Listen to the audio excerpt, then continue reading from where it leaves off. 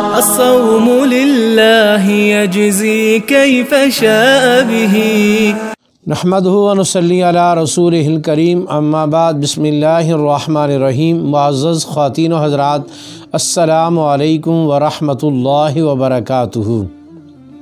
میں آپ کی خدمت میں حاضر ہوں پروگرام سنہری باتوں کے ساتھ، اور آج کی مجلس میں آپ کے سامنے وتر کی نماز کا ایک اہم ترین مسئلہ کہ اگر وتر کی نماز میں ایک آدمی سورت پڑھنے کے بعد دعائے قنوت پڑھے بغیر رکوع میں چلا جائے تو اب اس کے لیے کیا حکم ہے؟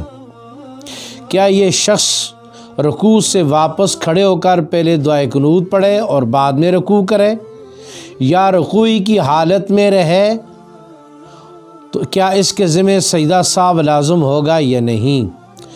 جو آدمی سورت مکمل کرنے کے بعد دعائے قنوت پڑھے بغیر رکوع میں چلا گیا، اب وہ رکوع میں جا کر تسبیحات کو پڑھے اور اس کے بعد اس کے ذمہ دعائے قنوت پڑھنا لازم نہیں رہا۔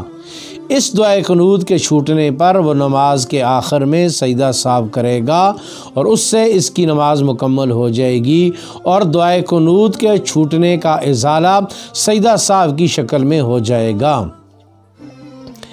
اور اگر ایک آدمی رکوع میں جا کے اسے یاد آیا کہ بھئی میری دعائے قنوت رہتی ہے، اور وہ رکوع کرنے کے بعد کھڑے ہو کر قومے کی حالت میں دعائے قنوت پڑھتا ہے، تو اس طریقے سے بھی اس کی نماز فاسد نہیں ہوگی، لیکن اس صورت میں بھی اس کو آخر میں سجدہ سہو کرنا پڑے گا۔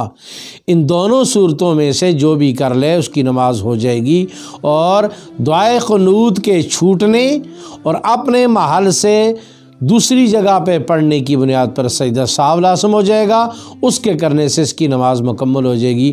اللہ رب العزت کی ذات ان تمام مسائل کو سیکھ کر عمل کرنے کی توفیق نصیب فرمائے۔